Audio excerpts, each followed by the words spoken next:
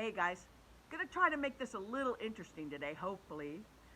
We're gonna read a story and we're gonna talk a little bit about figurative language. Figurative language. Now, before you turn me off and go, oh Lord, I don't even want to hear about that. Today's figurative language is kind of cool. It's called hyperbole. And hyperbole, this is how you spell it. Now, some people, when they say it, they're mistaken. They say hyperbole. But that isn't right.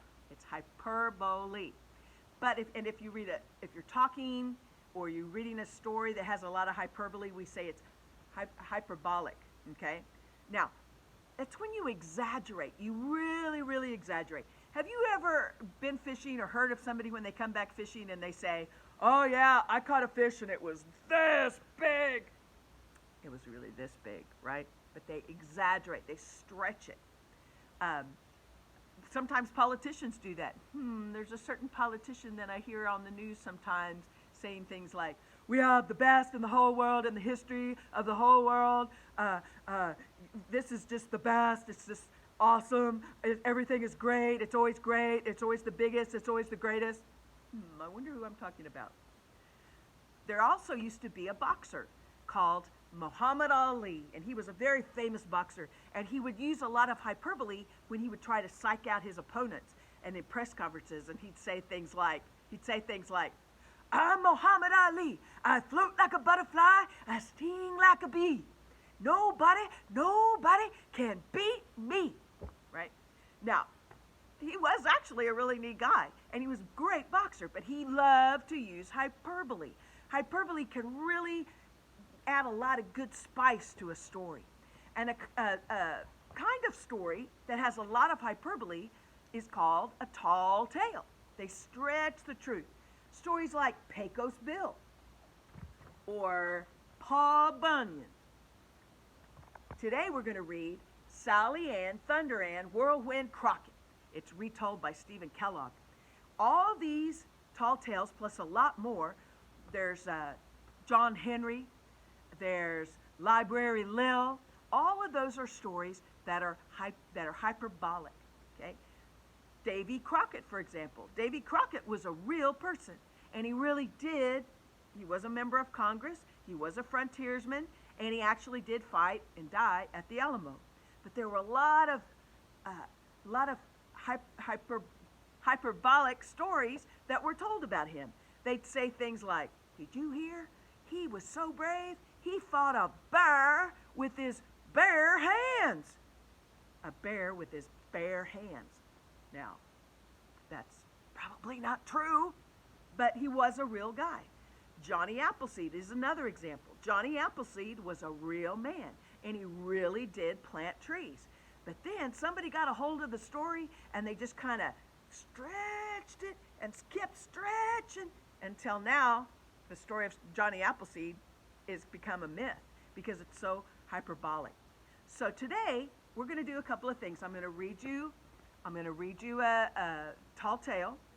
I'm going to show you a couple of small videos that are, one of them is from Flowcabulary, and I love it. And it gets in your head. It's hyperbole, hyperbole.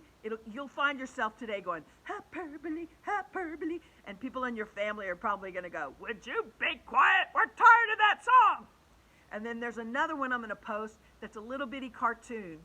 It's funny because this girl misunderstands a guy. She thinks his shoes really kill in him, and she thinks he could really eat a whole horse.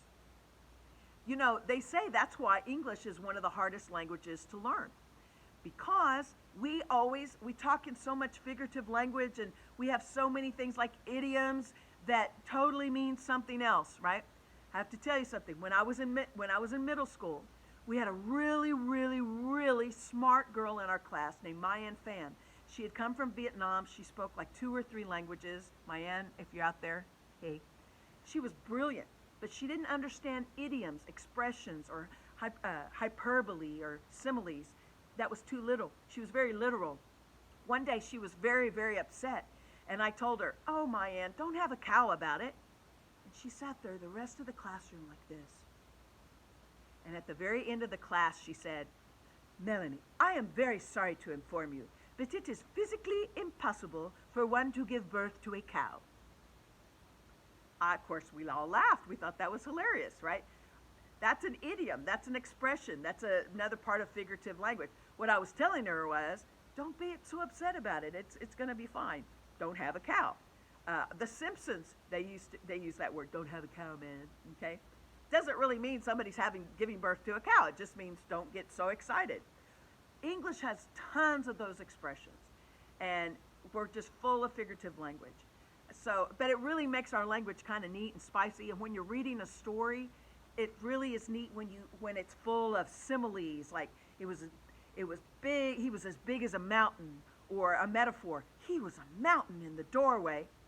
Does it really mean he's a mountain? No. It just means what? He's huge, right? If you're talking about a football team and you're saying, golly, their offensive line, they were like a mountain range.